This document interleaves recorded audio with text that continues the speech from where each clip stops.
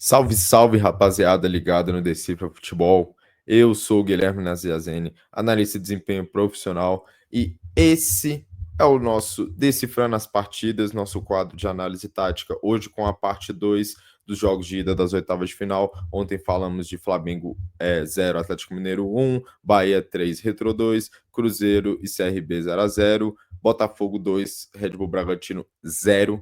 E hoje, com a parte 2, com os outros jogos de ida das oitavas de final, São Paulo 2, Atlético Paranaense 1, o derby de São Paulo, Corinthians 1, Palmeiras 0.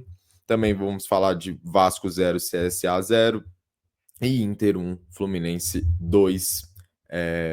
Então, antes de tudo, já se inscreva no canal, sininho da notificação para não perder o projeto desse futebol.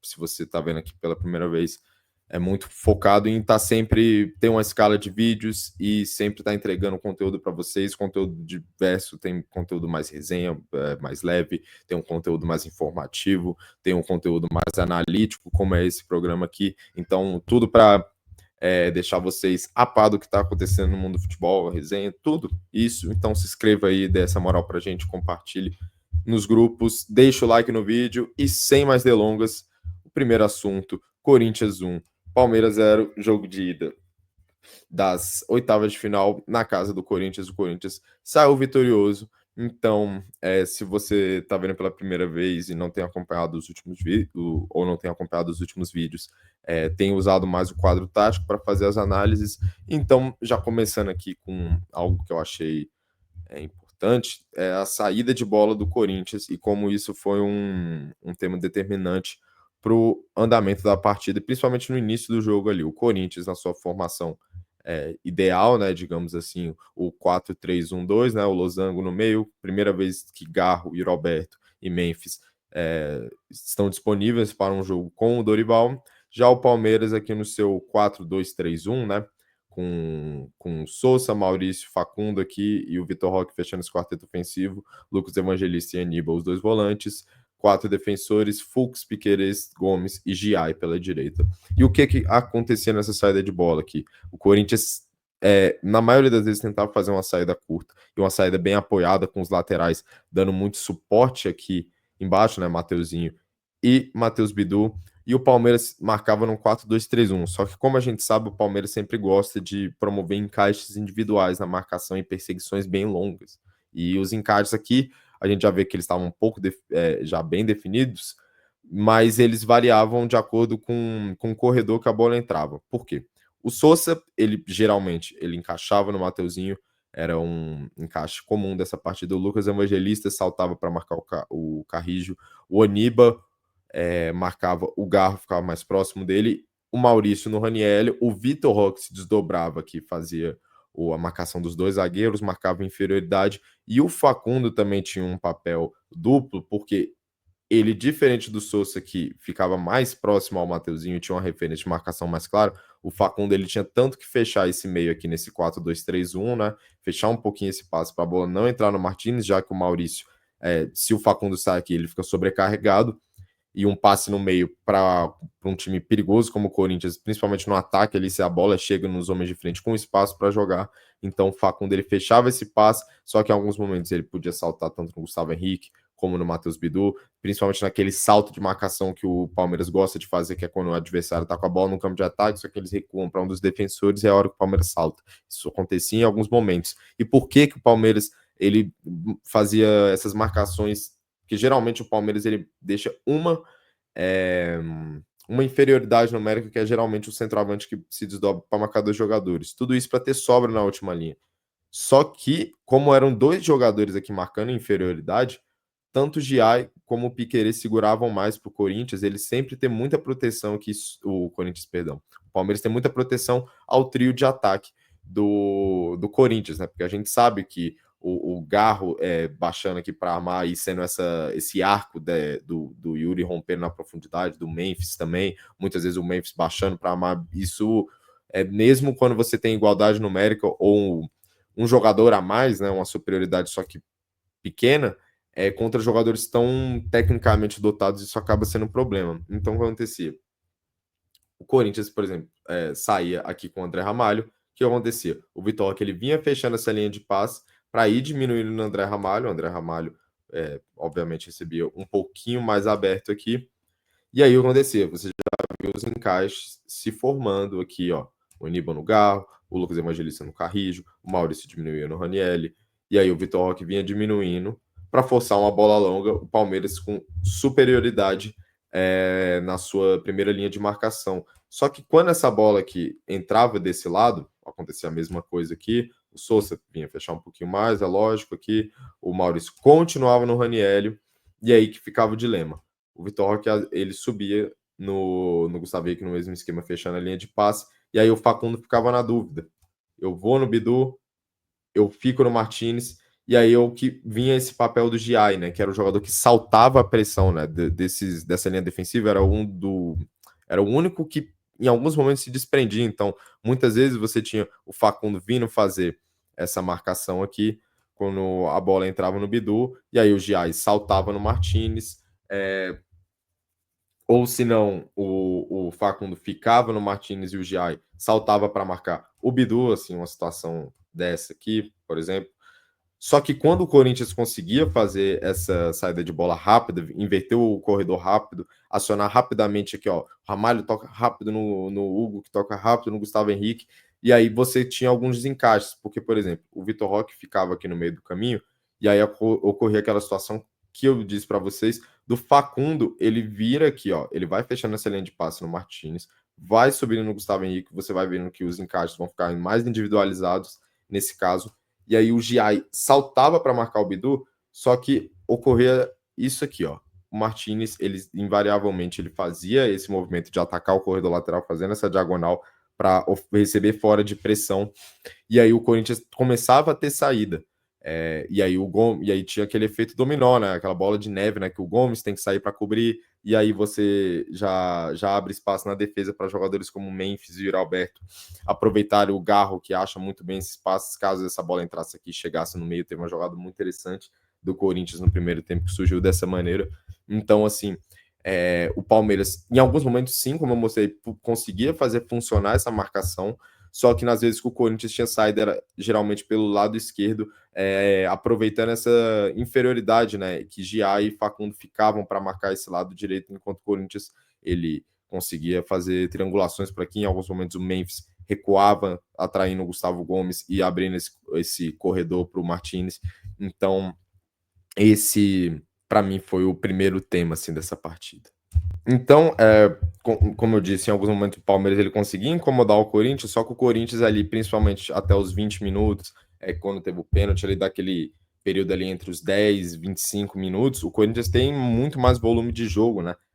Consegue criar chances, ocupar o campo de ataque, e a preocupação que gerava no Palmeiras era justamente quebrar essa saída de bola, vencer, conseguir sair jogando curto e aí acionar os homens de frente, porque é aí que o Corinthians é o grande diferencial do Corinthians, porque poucos times do Brasil têm uma linha ofensiva tão boa tecnicamente, mas tão entrosada, né? São jogadores que se entendem, né, muito bem. O Memphis joga muito bem com o Yuri e o Garro dispensa comentários. O Garro ele é um complemento perfeito para praticamente qualquer atacante.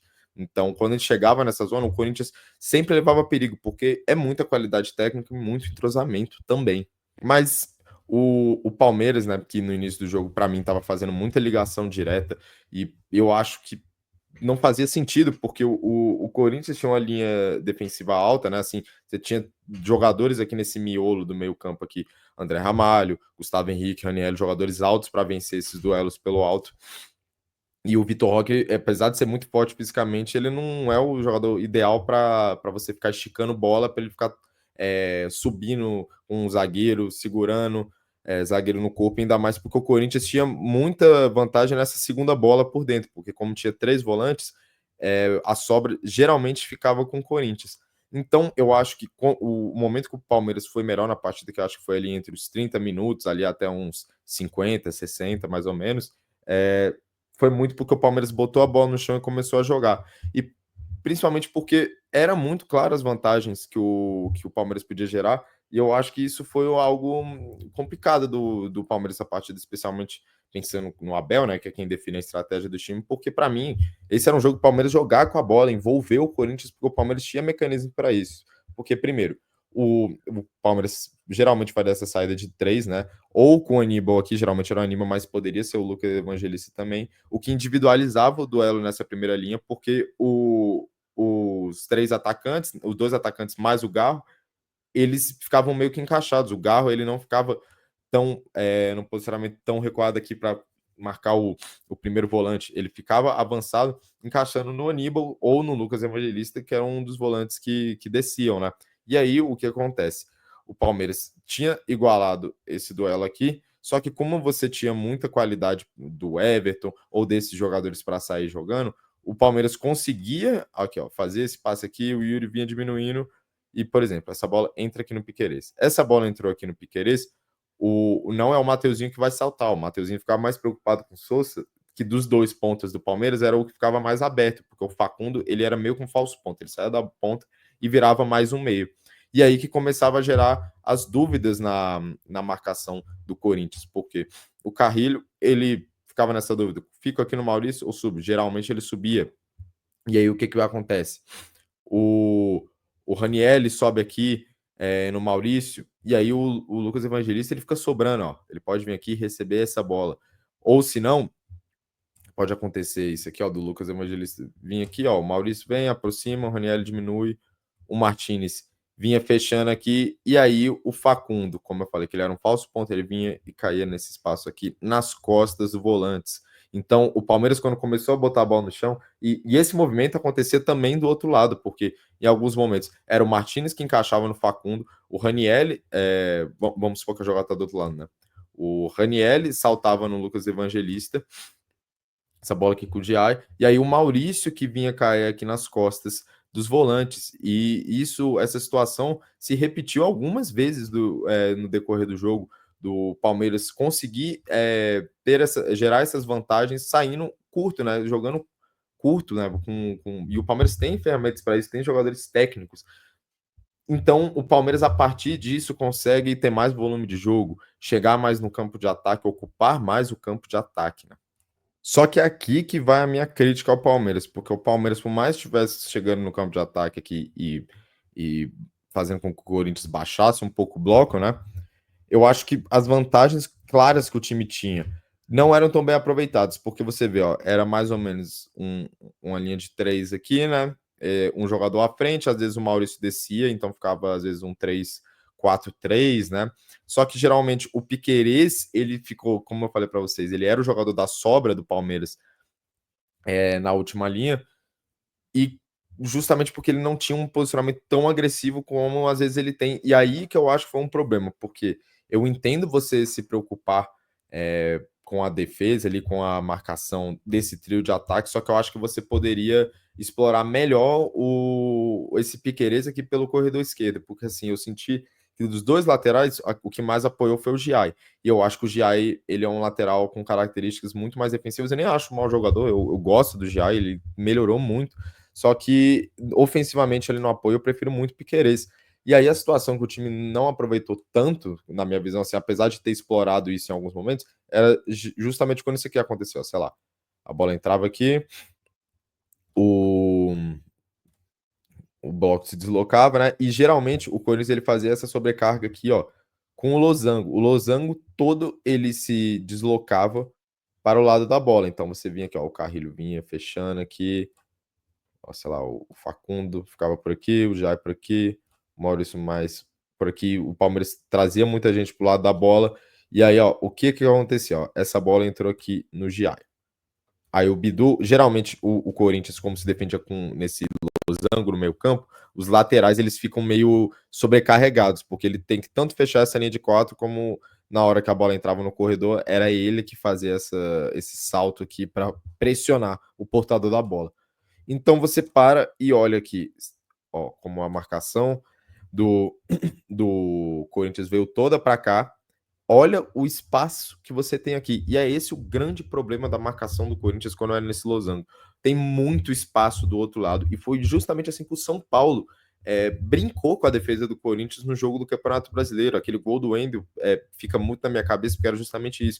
O São Paulo aglomerando jogadores do lado do campo, exatamente assim, e invertendo para o jogador do lado. Só que eu acho que o problema eu acho que faria muito mais sentido o Sosa, que jogou muito aberto, ficar mais por dentro, você abrir o Piquerez para você justamente confundir aqui o Mateuzinho, atrair ele a ficar mais com ponto, e na hora que você fazer essa inversão, você pegar esse corredor aqui, ó, todo aberto com o Piquerez, que é um canhoto, ou seja, levar para a linha de fundo, para aí ele fazer os cruzamentos. E é uma jogada que o Palmeiras adora, né? A gente sabe o tanto que o Palmeiras gosta de cruzar a bola na área, né? A gente sabe como funciona essa jogada pro time. Então eu acho que faltou um pouco de ousadia, sim, do Abel, muito por eu entendo, né? Você não quer se expor, porque às vezes ali você tem duas jogadas do Corinthians que encaixam. 2-0 ali no primeiro tempo, o confronto já passa a ser outro, totalmente, muito mais difícil, né? Então, eu entendo por um lado, só que eu acho que o Palmeiras tinha sim peças para tentar gerar uma superioridade. Por exemplo, você, como eu falei, o Giai, ele é um jogador mais com características mais defensivas, você poderia segurar um pouquinho o Giai para ele ser esse jogador da sobra, mantinha o Aníbal no Garro, fazia um 3 contra 2 aqui para Yuri Alberto e Memphis ficarem contra o Giai, que desceria, o Gomes e o Fux. E aí você deixa o Piquerez como esse lateral que sobe mais, que ataca mais o corredor, porque eu acho que faria muito mais sentido nesse jogo. E aí, o que acontece depois disso, assim, o Palmeiras ainda consegue manter uma boa sequência no segundo, até o início do segundo tempo, só que no segundo tempo é um jogo que cai muito tecnicamente, muitas faltas, o jogo fica picotado, o juiz falando muito, assim, cara, insuportável mesmo o segundo tempo. Aí vai uma crítica mesmo ao próprio campeonato, né? Pô, a arbitragem, assim, e aos próprios jogadores que também atrapalham o trabalho da arbitragem, mas muito papo, muita resenha, conversa ali, pouca bola rolando, que diminuiu muito a qualidade do jogo. Só que o gol, se você me segue, você viu o vídeo que eu postei sobre da análise especificamente do gol do Corinthians, que é aquilo que eu falei no início do vídeo, o Sousa ficava mais no Mateuzinho, e aí você tem uma jogada ali, a falta, né, cobrança rápida, o Sousa dá uma desligada, abandona o Mateuzinho, e aí num jogo tenso como esse, com um clássico, um jogo muito truncado, os pequenos detalhes vão fazer a diferença. Então, no cochilo que o Sousa teve, porque no jogo todo ele fez bem essa marcação e acompanhou bastante o Mateuzinho, que era um lateral, assim, entre os dois do Corinthians, apesar dos dois atacarem bastante, era o mais agudo. Então ele estava fazendo bem essa marcação, desligou o Garro, achou o passe, e o Garro muito inteligente, né, para fazer esse passe rápido no Mateuzinho, totalmente livre de marcação, e faz um belíssimo cruzamento para o Memphis, que faz o gol. Então, essa foi a minha análise. E agora, passando para o próximo assunto, que foi a vitória do Fluminense, surpreendente vitória do Fluminense, por 2-1 contra o Inter lá no Beira-Rio, né? Uma vitória muito, muito grande para o Fluminense, ainda mais num momento ruim, que vinha de 4 derrotas seguidas no pós-mundial, então uma vitória importante para ganhar moral, e moral também para um jogador que precisava, né, que é o Everaldo, e fez 2 gols, então vamos falar um pouquinho sobre essa partida, tá aí na tela já, e assim, essa análise aqui, ela fica muito refém dessa situação, porque vocês vão entender melhor, mas é bem parecido com o que eu falei do Botafogo ontem, né? Que a defesa, o jeito que o time se defendia, tinha totalmente a ver com a maneira que o time queria atacar, né? Então, o que acontecia? O Inter, ele fazia a saída de bola aqui sempre naquele 4, aquele 4-1-2, 4-2-1-3, sabe? Tipo, com o posicionamento dos meias variava um pouco. Geralmente, o Bruno Henrique ficava alinhado com o Thiago Maia, só que o Fluminense marcava num bloco médio, então assim, o Inter não tinha lá tanta dificuldade para progredir e chegar no campo de ataque. E aí o Fluminense, como sempre, ele gosta de fazer esses encaixes no meio-campo. Então assim, o Hércules encaixava no Alan Patrick, esse era um encaixe mais claro que a gente tinha, mais fiel de marcação. O Martinelli ele segurava um pouquinho aqui, só que era ele que saltava no Bruno Henrique quando o Bruno Henrique recebia essa bola. Opa, perdão, a bola um pouquinho mais avançada aqui, ou se não, quando a bola entrava nele bem aqui, né? O Martinelli subia para fazer essa marcação nele, né? Então, assim, e além deles, dois, né? O Nonato marcando o Thiago Maia, só que como o Thiago Maia descia para fazer a saída em três, ele geralmente descia mais pela esquerda, deixando o Vitor Gabriel mais centralizado. O Nonato ele ficava aqui numa linha de dois, aqui alinhado com o Everaldo. Então você já tinha a primeira superioridade aqui. Você tinha um Inter num 3 contra 2. E eu acho que o Inter começou bem o jogo e melhor que o Fluminense, porque assim, você tinha essa estratégia aqui em tese, o meio de campo encaixado, só que tinham movimentações muito interessantes do Inter, que conseguiam atrair a marcação do Fluminense aqui para dentro para abrir os lados do campo. E aí o que acontecia? Você tinha o Carboneiro vindo muito por dentro aqui, e isso gerava dúvida no Samuel Xavier se ele ficava aqui protegendo o corredor, que é o ponto forte do Inter, ou se ele saltava aqui para marcar o Carboneiro, para encaixar nele. E muitas vezes você tinha o Samuel Xavier preferindo ficar aqui, então você tinha já uma linha de passe aqui, por exemplo. Eu vou chegar no Thiago Maia, que depois chegava aqui no Carboneiro, que tinha mais liberdade, então você começava a ter os desencaixes de marcação aqui, sei lá, o Hércules vinha aqui, o Alan Patrick tinha uma linha de passe, e o Inter começava a vir trazendo os jogadores aqui para dentro do campo, atraindo a marcação do Fluminense, e aí liberando esse espaço aqui. E aí, quando esse espaço aqui era marcado pelo Soteldo, né, como foi no início do jogo, ele acabou machucando, o Inter ele tentava muito atacar por esse lado com a Aguirre aqui. Tem umas 2, 3 chegadas ali nos primeiros 10 minutos de jogo, que é aqui, explorando esse lado direito do campo aqui, com a marcação do Soteldo, principalmente, né? Que não é um jogador lá muito defensivo, né? Digamos assim. Só que aí você tem uma falha, né? Uma falha clamorosa do, do Thiago Maia. Ele recua, um recuo bizarro. O Serna ganha, ele finaliza na trave, a bola sobra. Eu botei Luizão ali, né? Agora que eu vi, né? É o Vitão aqui, perdão. E o Vitão ele dá uma espanada na bola também, o que foi um erro bem grave dele. A bola sobra, o Everaldo faz o gol, então assim o panorama do jogo já muda. No sentido de o Fluminense vai ficar mais contente ainda, recuando para que a estratégia dele surtisse efeito. E qual que era a estratégia? Por mais que o Fluminense ele tivesse esses momentos aqui de dúvida na marcação, nas vezes que isso aqui acontecia, ó, Samuel Xavier vinha aqui no Carboneiro, o que acontecia? O lateral, o Bernabé, e principalmente o Bernabé, ele se mandava aqui pelo corredor, o Serna tinha que acompanhar ele, só que o que isso quer dizer? Na hora que o Inter perder a bola aqui, você vai ter muito, muito espaço nesse lado do campo aqui. E aí você tem a vantagem que o Fluminense queria explorar, que era justamente a vantagem desse duelo mano a mano aqui entre Serna e Bernabé. E é um duelo com muita vantagem para o Fluminense, porque o Serna, apesar de não ser um jogador muito técnico, muito habilidoso, ele é um jogador forte e rápido, assim, e alto. Então ele tinha uma vantagem muito física, muito, muito grande em cima do Bernabé. O Bernabé não é um jogador técnico, mas ele é um jogador baixo, um jogador mais mirrado fisicamente, mais fraco, né?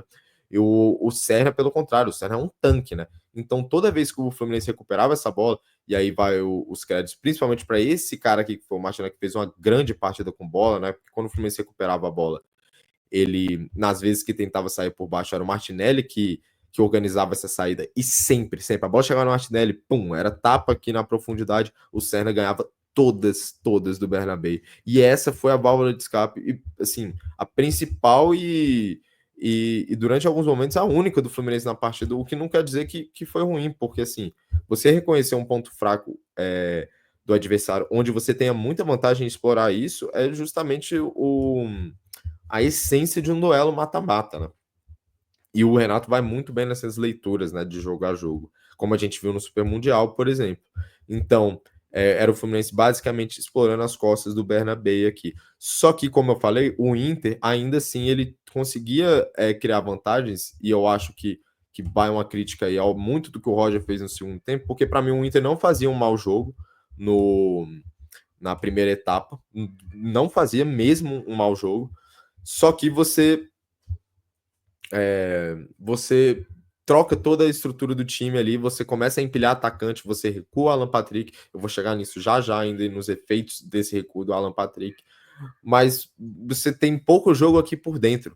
E o que era o diferencial do Inter aqui no início do jogo era que o Inter conseguia atrair jogadores aqui e também explorar essa superioridade dos defensores. E aí o que acontecia? Como que sai, por exemplo, o primeiro gol do Inter?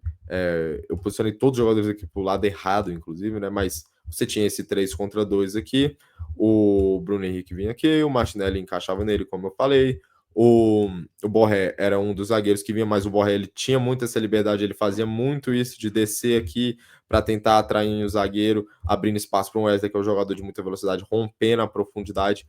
E não é exatamente num recuo desse do Borja que ocorre o gol, mas é justamente no fato do Fluminense sempre buscar ter sobra na defesa e ter e teve que individualizar os duelos no momento do gol. E por que isso acontece? Porque ó, a bola estava aqui com o Thiago Maia, ela gira, aí o Nonato ele tava mais no Thiago Maia, o Everaldo vem fazer essa marcação, o passe sai no Vitão, e o Vitão é um zagueiro construtor, cara, assim, na essência, assim, é um dos melhores do Brasil nisso. Ele tem muita qualidade com a bola no pé, então o que acontecia? Que o Aguirre vinha, o Canóbio acompanhava ele, e olha o latifúndio que o Vitão tinha para conduzir a bola. Então ele veio conduzindo aqui com a bola descoberta, ganhando o campo. Tem um momento que o Guga ele fica na dúvida, né? E essa dúvida do Guga aqui que ferra o Fluminense nessa jogada, porque o que acontece? O Vitão vem trazendo a bola, ele tá com a bola descoberta, o Guga, ele demora a tomar essa decisão, e ele demorou tanto que deu tempo para o Vitão ter esse espaço, chegar na faixa avançada do campo. E aí, na hora que ele vai marcar o Vitão, ele abre esse espaço aqui. Aí acontece o que eu falei, os duelos ficam todos individualizados nessa última linha, que é o que o Fluminense não quer. O Fluminense sempre gosta de ter sobra, principalmente deixar o Thiago Silva como esse zagueiro da sobra, que é um cara com uma leitura muito boa de cobertura, de interceptação, de linha de passe, né? Mas aí o que acontece? O Guga demora a chegar, o Vitão tem espaço para fazer esse passe, e aí o movimento de ruptura do Wesley perfeito, entendendo o espaço que estava aberto graças a essa subida do Guga. E aí ele tem uma vantagem para cima do Freitas, né? Uma vantagem física, uma vantagem de posicionamento, e o Freitas ele falha muito defensivamente, isso tem que ser dito também. Principalmente quando ele não tem essa cobertura, né? Porque o Freitas é um zagueiro muito agressivo, né? O Freitas e o Ignacio são zagueiros que saem muito para o combate, então você sempre tem essa cobertura aqui do Thiago Silva para deixar eles mais tranquilos para fazer essas perseguições é muito importante para o time. Só que, como a marcação demorou a entender que o Vitão estava subindo, esse espaço fica aberto, o passe entra aqui, o Wesley chega, ele faz o cruzamento, o Carboneiro faz o gol e o Inter consegue o empate. Só que, exatamente naquilo que eu falei do Fluminense recuperar a bola e explorar as costas, especialmente do Bernabé, com o Serna aqui, é o que dá o gol do desempate, né, do 2-1, o segundo gol do Everaldo. E ele ocorre justamente porque, ó, vou voltar aqui as jogadores para o posicionamento original deles, então exatamente aquilo que eu falei, ó, sei lá, teve um passe errado aqui, a bola chegou num dos defensores do Fluminense, e aí essa bola chegava em um dos defensores do Fluminense aqui, por exemplo, chega no Thiago Silva, ou o Fluminense, como eu falei, ele usava o Martinelli para fazer essa saída aqui, ou ele esticava uma bola longa, né, pro Everaldo, e aí que vai um elogio ao Everaldo, grande partida que ele fez, ganhou a maioria desses duelos pelo alto, deixando viva a jogada e em disputa para essa segunda bola, que é o que o Fluminense gosta muito, porque o Fluminense sempre tem três meio-campistas muito físicos que preenchem muito espaço, Nonato, Hércules, Martinelli, que preenchem espaço e atacam os espaços que estão abertos. Eles chegam rápido para ganhar essa segunda bola. Então o Fluminense tinha essas duas saídas da pressão, ou a bola no Everaldo, ou o Martinelli descendo. E aproveitando essa superioridade que o time tinha, né, na saída de bola, porque o Alan Patrick subia para marcar, o Bruno Henrique subia, e aí o Thiago Maia vinha por aqui, né? Ou se não, o Bernabé. Oh, gente. O Thiago Maia, ou se não, o Thiago Maia subia aqui para fechar esse espaço, ou às vezes o Vitor Gabriel deixando que o Thiago Maia cobrisse o espaço aqui pelo lado. E aí, aproveitando essa superioridade aqui de Bruno Henrique e Thiago Maia contra três meio-campistas, porque o Nonato baixava aqui. Então, muitas vezes o Fluminense conseguia se aproveitar também dessa superioridade aqui, já que o Alan Patrick marcava como um atacante. E aí o gol sai justamente assim, a bola chega no Martinelli, eu acho que é o próprio Martinelli que ele estica a bola pro Serna se projetando, o Serna vai, aí o Vitor Gabriel ele sai para fazer a cobertura, o que obriga o Thiago Maia, né, a descer para fechar aqui o Thiago Maia ele tem que descer para fechar o espaço que ficou aberto pelo Vitor Gabriel, o Vitão fecha aqui, o Aguirre desce, e aí o que acontece, você tem porque esses jogadores eles vão afundar, né, para proteger aqui o cruzamento, né, a jogada do Serna, é uma jogada bem aqui de linha de fundo do segundo gol. Os jogadores vão descendo aqui, descem.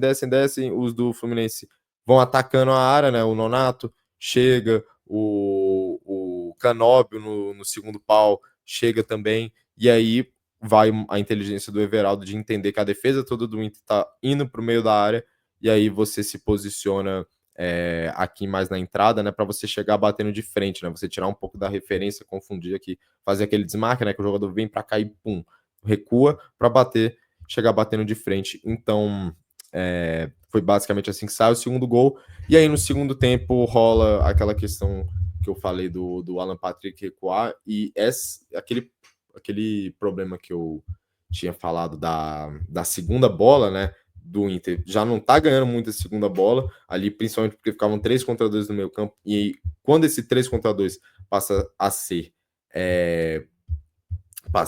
o Alan Patrick sendo um desses dois, isso piora ainda mais, né? Porque é um jogador de muito menos capacidade física, de capacidade de marcação. Então, eu acho que o Roger Machado teve muitas decisões erradas no decorrer do jogo, as mexidas eu não gostei, ficou empilhando atacante, recuou o Alan Patrick, o time perde capacidade de recuperação de bola e de correr para trás, né? De ganhar duelos no meio. E com só atacantes, né? Não eram necessariamente jogadores de criatividade, né? Era o Vitinho, era o Gustavo Prado, o Ener Valencia, jogadores de velocidade, de ataque ao espaço, ou de jogar na ponta ali no 1 contra 1, só que por dentro o time já não tinha aquelas linhas de passe que tinha no início do jogo, né? Quando você tinha o Borré como esse atacante mais móvel, o Alan Patrick com liberdade ali, esses jogadores iam, os pontas caindo por dentro, que vinha atrás na marcação do Fluminense, e o Inter deixou de ter isso no jogo, o Fluminense baixa o bloco ali no segundo tempo, o que dificulta ainda mais a criação por dentro. O Nonato desce mais ainda. Então, boa parte do Fluminense muito inteligente de identificar aquilo que era o defeito do Inter. O Inter já eu vejo por outro lado, né? Começou com uma partida promissora, só que alterações ruins e erros individuais custaram o resultado para o time gaúcho. E agora falando do penúltimo jogo que vai ser analisado nesse vídeo, São Paulo 2, Atlético Paranaense 1. Eu acho que assim, o São Paulo concretizou o favoritismo que se tinha em cima dele. Eu acho que o vacilo no final ele deixa o jogo vivo, e não foi um jogo para 2-1 na minha visão. O São Paulo foi claramente melhor com o Atlético Paranaense, só que teve um detalhe tático que eu quero trazer aqui para vocês, vou já tá até aí na tela para vocês verem, que foi assim, eu trouxe isso para mostrar para a torcida do São Paulo, para vocês que se interessam, a diferença desse time com o Crespo, né? Como é um time com ideias mesmo e com alternativas, que é um time que tenta propor o jogo. Então, assim, o Atlético Paranaense defendia num 5-4-1, num bloco bem baixo, e o São Paulo ele atacava nesse 3-5-2, né? Que acabou mudando um pouco a estrutura, né? Porque geralmente é o Marcos Antônio alinhado com o Pablo Maia, só que o Marcos Antônio ele fica mais recuado, porque ele é um cara com muita capacidade de saída de bola e de tirar o time da pressão. Só que como não tinha pressão na saída de bola, não era necessária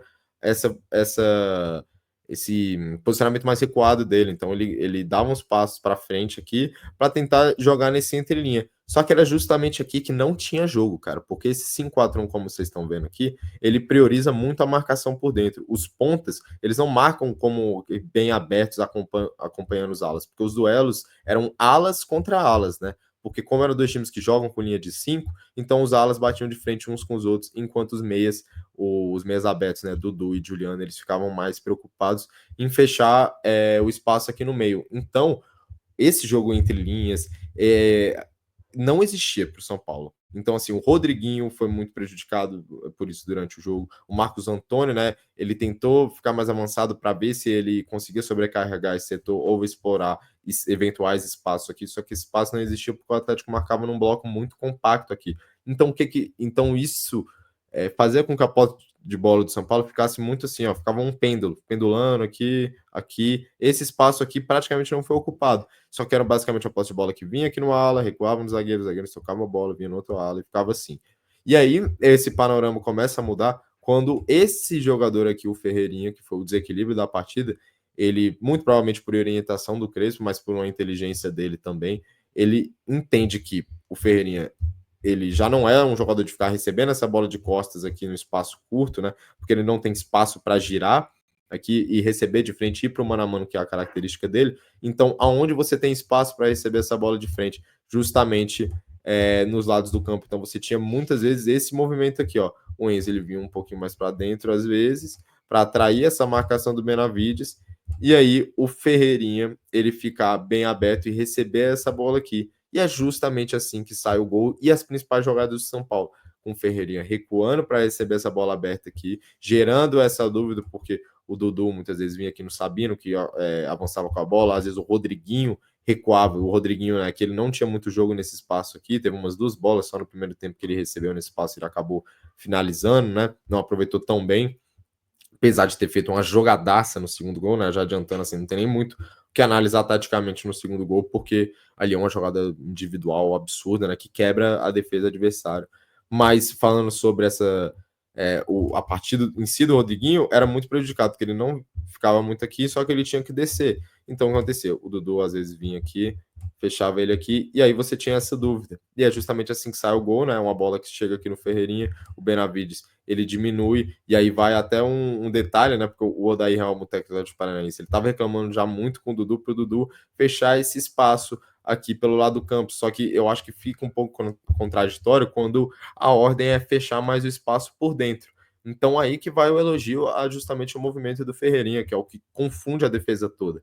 Porque aí o Dudu fica, caramba, mas eu tenho que fechar mais por dentro ou eu fico aqui acompanhando o ala do São Paulo, ou eu encaixo no Ferreirinha, dando liberdade para o Benavides ficar no Enzo. E aí acontece que o Benavides vem no Ferreirinha, o Enzo passa, recebe o passe na profundidade aqui, ele faz o cruzamento para trás, o Marcos Antônio chega finalizando ali, a bola acaba sobrando, e o Pablo Maia faz um belíssimo gol, só que a chave do gol foi justamente essa movimentação do Ferreirinha, que foi o melhor jogador da partida, né?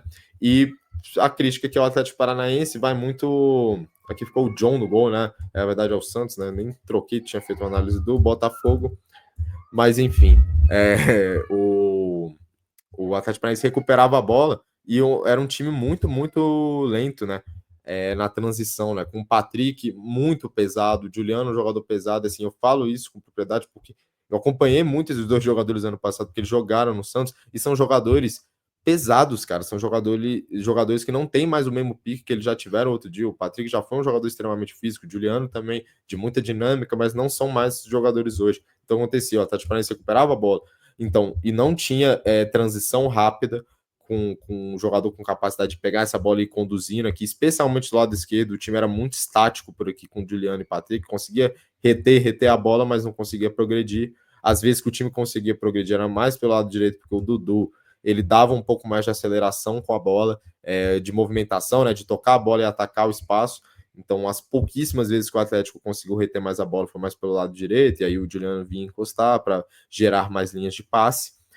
E o Allan Kardec não ganhou nenhuma, tanto que ele é substituído no intervalo do jogo, porque quando o time não saía, não tentava sair jogando curto, era uma bola esticada para o Allan Kardec, e aí vai o mérito para os zagueiros do São Paulo que venceram todas o Allan Kardec não venceu praticamente nenhuma bola, e nas vezes que ele vencia a bola, como eu falei, são jogadores pesados, especialmente aqui nesse lado esquerdo do Atlético, então não tinha essa chegada para disputar a segunda bola, nas vezes que tinham, era um ou dois jogadores que chegavam contra, sei lá, 3 meio-campistas do São Paulo, mais os zagueiros, então muito difícil do Atlético conseguir gerar jogo a parte disso, só que no final do jogo, num relaxamento do São Paulo, sai o gol que diminui o placar e dá a possibilidade do Atlético sonhar, né? Plenamente possível agora o Atlético conseguir a classificação lá na sua casa para o São Paulo, assim, um 2-0 seria muito importante para você conseguir poupar o máximo de jogadores possíveis na volta, porque o São Paulo é um desses times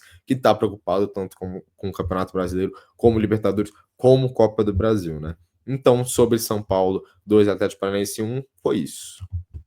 E agora sobre o último assunto do vídeo, rapaziada, vou falar um pouco mais rapidamente sobre CSA e Vasco, porque eu acho que foi até um jogo bem menos movimentado que esses outros e com um detalhe interessante, né, que foi o CSA provavelmente teve o bloco mais baixo até então, né, a gente viu alguns blocos baixos, como CRB, o Retrô, enfim, o próprio Atlético Paranaense, mas eu senti que o bloco do CSA era o mais baixo justamente como uma estratégia, né? Que era justamente empilhar jogadores ali em frente à área e dentro da área para você sempre ter muita disputa, muita gente na área para atrapalhar o Verratti nesses cruzamentos que são provavelmente a principal arma ofensiva do Vasco, né? Chegar na linha de fundo para cruzar para o Verratti, que é o melhor cabeceado do Brasil hoje, né? E aí era empilhar jogadores ali. Isso também atrapalhou muito o desempenho do Nuno Moreira, que hoje é o principal articulador do time sem o Felipe Coutinho, né? O jogador que faz a função Coutinho quando o Coutinho não tá. E ele teve muito pouco espaço, lógico, também teve pouca inspiração, né? Mesmo que não tenha tanto espaço, assim, é um nível de técnico, uma diferença técnica muito grande entre os dois times. Então, eu esperava sim que o Nuno ele fosse um pouco mais criativo nesse jogo mesmo. Só que mesmo assim o Vasco conseguia criar situações, porque como o bloco era muito baixo, assim, muitas vezes defendia com linha de 6 o CSA, porque os dois laterais do Vasco, eles se projetavam, né, às vezes por dentro ou por fora, mas se projetavam, o que fazia que os pontas do CSA acompanhassem eles até o final, né, até o final dos jogados. Então o CSA tentando ter o máximo de comprometimento defensivo ali, trazer esses jogadores para trás para evitar que os jogadores do Vasco tivessem espaço ali em frente à área ou pelos lados do campo, apesar de, eu vou chegar lá, o Vasco ter achado espaço. Só que o principal tema do jogo para mim foi o espaço que o CSA deu para os defensores do Vasco terem a bola, assim, João Vitor, o Lemos, o Hugo. Eu queria destacar esses três principalmente, porque jogadores que tiveram muito espaço, e aí que ficava evidente a limitação técnica desses jogadores, assim. E o João Vitor, que em algum dia já foi um jogador, um zagueiro de boa saída de bola, que tem um bom jogo com os pés, fez uma partida péssima, assim. Mais uma vez, a fase do João Vitor é terrível, cara. Ele uma sequência de decisões erradas que são tomadas, assim. Tinha muitas vezes que ele tinha espaço, que era para ele conduzir, ele tentava um passe longo. E nas vezes que era para ele tentar segurar um pouco o jogo, esperar o time chegar mais para fazer aquela sobrecarga no lado da bola, e ele tentava sair conduzindo e ficava numa situação dele contra dois jogadores, e aí ele não tem lá muito recurso para sair de uma situação dessa. Então, era o CSA.